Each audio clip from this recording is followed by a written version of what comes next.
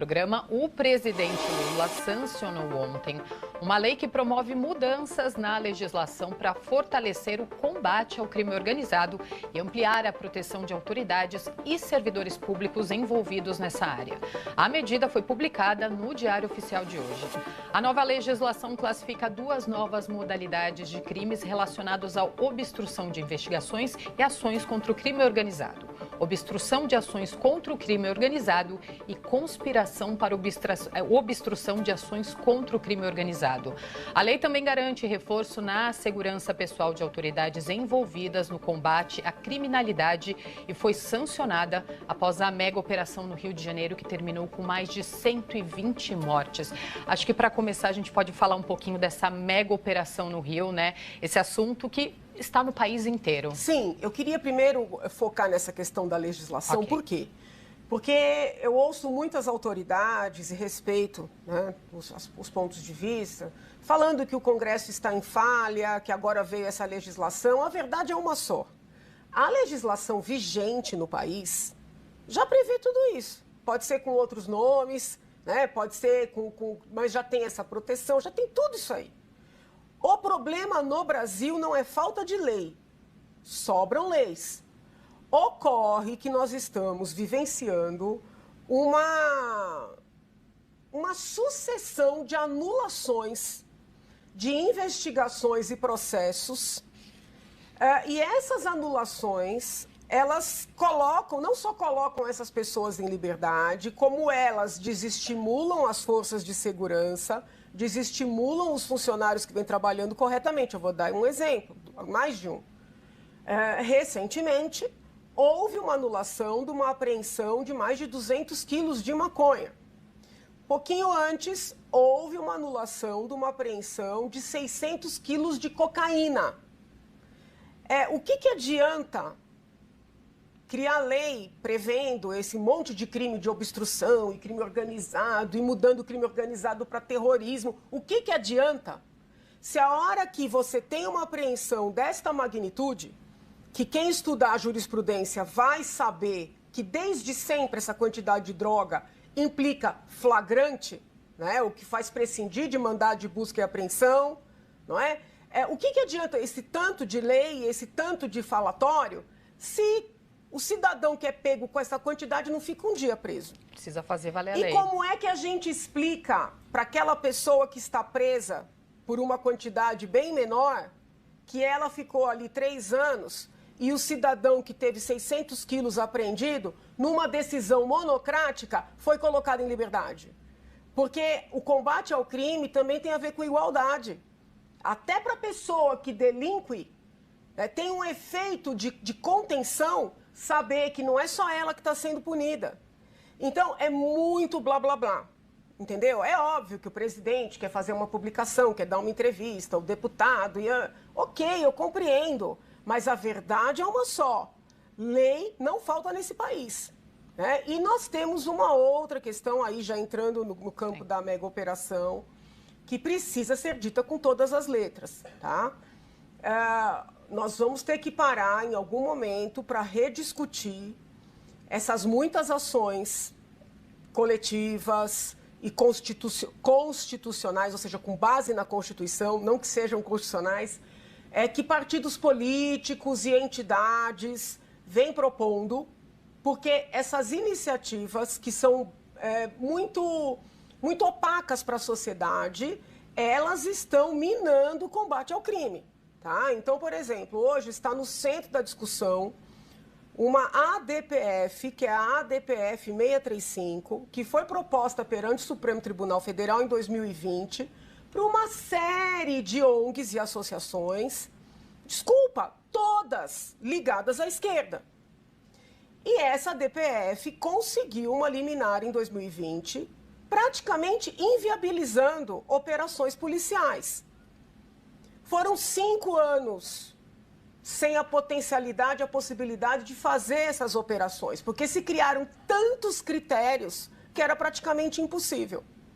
Agora, em abril, maio de 2025, o próprio Supremo reconheceu, muito embora tenha feito uma autodefesa ao longo de 700 páginas de acórdão, reconheceu que o crime organizado estava mantendo aquelas pessoas reféns, o povo que mora ali. Aí voltou atrás na proibição. Mas a pergunta que eu faço, será que esses 5 anos com esses grupos trabalhando, entre aspas, né, tranquilamente, com uma verdadeira blindagem, será que esses 5 anos não foram determinantes para que o embate tenha sido dessa magnitude, com esse tanto de morte? Então, isso precisa ser discutido. O problema é o seguinte, hoje a gente tem medo até de falar a verdade, porque se instaura inquérito contra qualquer pessoa que ouse, né, desafiar, vamos dizer assim, a narrativa predominante. Então, nós precisamos falar sobre isso. O Supremo, ao inviabilizar, porque restringiu tanto que praticamente inviabilizou as operações, deu poder para o CNJ fazer toda uma série de indicações para as forças de segurança. Quais foram as entidades que participaram das audiências e da elaboração dessas normas no CNJ? As mesmas que propuseram a ação. Então, movimento cíclico. É muito fácil a esquerda agora falar que faltou inteligência, que foi uma chacina, sem assumir a responsabilidade por 5 anos em que essas pessoas se desenvolveram no crime de forma livre, se fortaleceram. Eu quero aqui dar luz para um ponto, que agora fica essa guerra de versões, né? Não, que não eram pessoas vinculadas ao crime. Eu não estou aqui dizendo que todas as pessoas mortas sejam, não estou aqui dizendo que pessoas que sejam envolvidas com crime mereçam ser mortas. Operação de sucesso é operação que termina sem mortes, que termina com prisão. Mas é o seguinte, estão tentando dizer que essas pessoas não estão, ou pelo menos boa parte delas, não estava em treinamento paramilitar, ali onde foram vamos dizer assim, cercadas. Mas no próprio acórdão, publicado em maio, tem um trecho do voto do ministro Alexandre, em que ele faz referência a notícias, se eu não me engano, da Globo, mas assim, de vários veículos, em que houve filmagens desses grupos fazendo treinamento como se fosse um exército paralelo.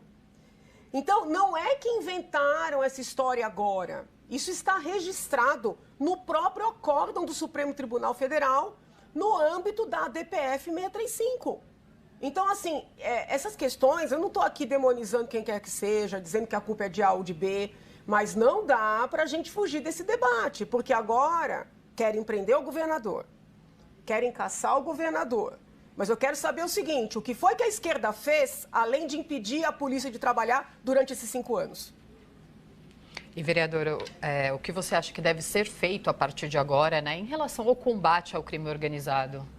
Olha, ontem até o presidente aqui da casa, ele colocou no nosso grupo de vereadores um vídeo de um especialista falando da importância do Rio de Janeiro adotar um sistema parecido aqui com o Smart Sampa e ter, né, a cidade toda rodeada por câmeras, porque aqui nós já conseguimos prender muitos foragidos. Então, eu penso que isso pode ser um caminho, mas mesmo esse tipo de expediente não faz prescindir da tomada de territórios que estejam sob o comando de forças paralelas. Porque o problema é o seguinte, tem muita gente que diz assim, não, para que vai entrar? Deixa, eles estão lá, não estão incomodando ninguém. Só que a coisa vai fortalecendo e eles avançam. Vídeo que está acontecendo no Ceará, o que está acontecendo no Maranhão, onde as pessoas estão sendo executadas à plena luz do dia. Então, assim, não dá para achar que, não, olha, estão lá, entre aspas, não estão incomodando ninguém, né? E, assim, temos de novo que voltar. Eu lembro que eu, quando era deputada estadual, participei do grupo interinstitucional ligando esta Câmara e a Assembleia para enfrentar a situação da Craco, tá? Eu lembro de integrantes de ONGs, muitas dessas ONGs estão agora querendo derrubar o governador do Rio, chamando os traficantes de comerciantes.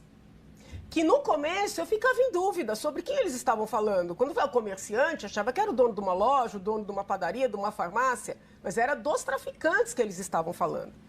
Então, o debate é bem mais profundo, né, bem menos simples do que estão querendo fazer crer.